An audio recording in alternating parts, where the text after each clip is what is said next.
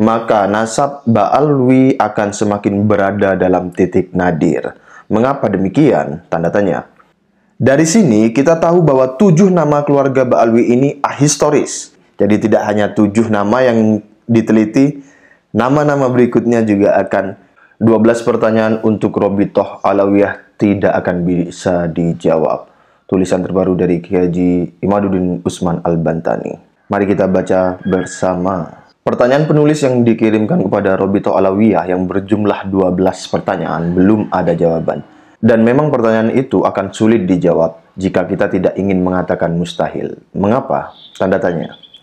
Usaha-usaha pencarian sumber itu, jika memang ada, maka sudah ditemukan oleh para pendekar sejarah dari kalangan Ba'alwi seperti Abdullah Al-Habsi, Alwi bin Tahir, Ubaidillah Al-Saqqaf, Yusuf Jamalul Laidal, dan lain-lain. Merekalah keluarga Ba'alawi yang telah menyusuri jalan-jalan setapak dari lorong-lorong gelap nasab Ba'alwi, berharap akan ada setitik cahaya yang dapat menyibak kegelapan itu. Tetapi, usaha maksimal itu belum memberi harapan berarti.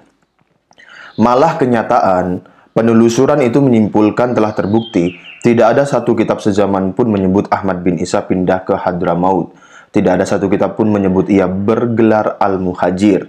Tidak ada satu kitab nasab pun, bahkan kitab sejarah, sampai abad ke-9 Hijriah yang menyebut Ahmad bin Isa punya anak bernama Ubaidillah.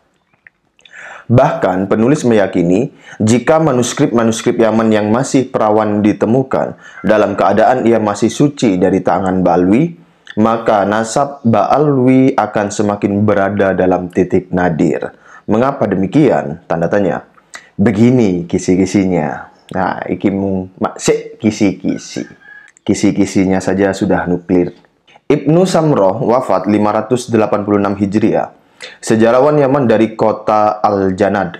Ia menulis sebuah kitab tentang para ulama Yaman dari masa Nabi Muhammad SAW sampai masanya, termasuk ulama-ulama Hadramaut dan Mirbat. Kitabnya berjudul Tabaqatu Fuqaha'il Yaman. Kitab ini adalah segelintir mutiara yang ditemukan dari sekian banyak manuskrip Yaman yang belum ditemukan. Ia ditemukan bukan oleh keluarga Ba'alwi.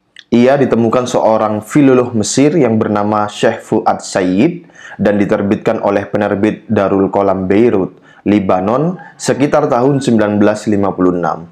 Kitab ini secara lengkap menyebut ulama-ulama tabi'in tingkatan pertama seperti Tawus bin Kaisan, Wahab bin Munabbih, Al-Dahhak, dan lain-lain. Dalam kitab itu ada pasal yang khusus menerangkan tentang para ulama yang ada di kota Mirbat, Ahwar, Maifa'ah, Hadramaut, Tarim, Aden, Lahaj, Inham, Asholwu, Al-Jau'ah, Khadir, Asy-Sya'baniyah, dan Al-Mu'afir. Dilihat dari tahun wafatnya Ibnu Samrah, yaitu tahun 586 Hijriah, seharusnya ia mengenal 8 nama keluarga Ba'alwi yang masa hidupnya sebelum Ibnu Samrah meninggal, atau semasa dengan Ibnu Samrah. 8 nama itu adalah Ahmad bin Isa, wafat 345 Hijriah, Ubaidillah, wafat 383 Hijriah, Alwi, wafat 400 Hijriah, Muhammad, wafat 446 Hijriah, Alwi II, wafat 512 Hijriah, Ali Kholiqosam, wafat 529 Hijriah, Muhammad Sohib Mirbat, wafat 550 Hijriah, Ali Walidul Faqih, wafat 590 Hijriah. 8 nama tersebut disebut dalam literasi kitab-kitab yang dikarang Ba'alwi, seperti kitab Al-Burqah karya Ali Al-Sakron sebagai para ulama dan para wali besar. Tetapi semua nama-nama itu tidak disebut oleh Ibnu Samrah. Miris memang nama-nama yang pada abad milenial ini disebut sebagai ulama besar, tetapi ulama setempat di masanya tidak mengenal mereka. Ada 2 kemungkinan nama-nama keluarga Ba'alwi itu tidak disebut. Yang pertama, mereka memang ada, tetapi mereka bukan siapa-siapa, bukan fuqaha dan juga bukan ulama, apalagi aulia, sehingga mereka tidak layak dimasukkan dalam kitab Ibnu Samrah. Kemungkinan yang kedua, memang nama-nama itu tidak pernah dilahirkan di Yaman, kecuali Ahmad bin Isa yang terkonfirmasi sosok historis di Irak dan tidak pernah hijrah ke Yaman. Agaknya, ketujuh nama lainnya sangat patut diduga bukan sosok historis, nama-nama ciptaan pada generasi selanjutnya. Kita perhatikan saat Ibnu Samroh menyebut siapa saja ulama-ulama yang ada di Hadramaut. Ia menyebut nama ulama-ulama diantaranya Abu Junais, Abu Jahusi, wafat 553 Hijriah, Abu Aqdar Hakim di Tarim. Ibnu Samurah menyebut Abu Aqdar ini sebagai ulama ahli dalam Qiratus Sab'ah dan ahli fikih. Nama lainnya adalah Abu Bukair. Ia wafat dalam keadaan syahid di Tarim tahun 575 Hijriah. Lihat kitab Tabaqat Ibnu Samurah halaman 220. Perhatikan angka tahun ini, 575 Hijriah. Adalah tahun di mana Ali ayah Faqih Muqaddam hidup di Tarim. Tetapi Ibnu Samroh sama sekali tidak menyebut nama Ali tersebut. Pertanyaannya, apakah Ali ayah Faqih Muqaddam ini sosok historis yang ada di Tarim ketika itu? Jika pembela nasab Ba'alwi beralasan tidak disebutnya nama Ali ayah Faqih Muqaddam dalam kitab Ibnu Samroh, karena ketika itu Ali masih hidup, angkanya tidak ditulis. Sedangkan Ibnu Samroh hanya mencatat ulama yang telah wafat. Baik, bisa demikian. Tetapi kakek Faqih Muqaddam Ali Kholiqosam ketika itu sudah wafat. Ia wafat tahun 529 Hijriah. Jika Ibnu Samroh hanya mencatat ulama yang sudah wafat, maka Ali Kholiqosam seharusnya dicatat. Karena ketika Ibnu Samroh hidup itu, Ali Kholiqosam sudah wafat. Mengapa ia tidak dicatat juga? Padahal dalam literatur kitab karangan ulama Ba'alwi, Ali Kholiqosam ini disebut ulama besar. Begitu pula ayahnya Ali Kholiqosam yang bernama Alwi II, mengapa juga tidak dicatat? Juga ayahnya Alwi II yang bernama Muhammad, mengapa tidak dicatat? Juga ayahnya Muhammad yang bernama Alwi I, mengapa tidak dicatat? Juga ayahnya Alwi I yang bernama Ubaidillah, mengapa tidak dicatat? Bukankah katanya mereka semuanya ulama?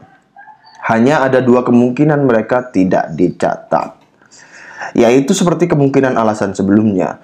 Jika memang karena mereka bukan siapa-siapa pada masanya, maka karena mereka semuanya memang tidak ada di Yaman. Lihat pula dalam kitab Ibnu Samroh ketika ia menyebut ulama di kota Mirbad. Ia menyebut ulama di sana yang bernama Muhammad bin Ali Al-Qolai yang wafat tahun 577 Hijriah. Tetapi ia tidak mencatat orang bernama Muhammad, tanda kutip, Shahib Mirbad Ba'alwi yang katanya wafat tahun 550 Hijriah. Mengapa? Tanda tanya. Jawabannya sama dengan di atas. Diulangi, karena bisa jadi ia bukan siapa-siapa ketika itu, atau ia tidak ada di sana. Literasi karangan ulama Ba'alwi seperti kitab Al-Masyra'ur Rawi menyebut bahwa Muhammad tanda kutip Shahib Mirbad ini ulama besar. Ialah pembawa mazhab Syafi'i di Mirbad. Bahkan disebut ia guru dari Al-Qolai. Tetapi mengapa sang murid namanya disebut Ibnu Samroh, tetapi gurunya dilupakan? Jadi Al-Qolai itu dicatat, kok Muhammad tanda kutip Shahib Mirbad ini tidak dicatat? Betulkah Muhammad tanda kutip Shahib Mirbad adalah guru dari Al-Qolai? Betulkah ia pembawa mazhab Syafi'i di Mirbad? Tidak ada satu referensi pun yang menyebut keduanya, kecuali setelah abad 9 dalam kitab karangan Ba'alwi. Mengapa demikian? Anda sekarang tentu sudah dapat menyimpulkan sendiri jawabannya.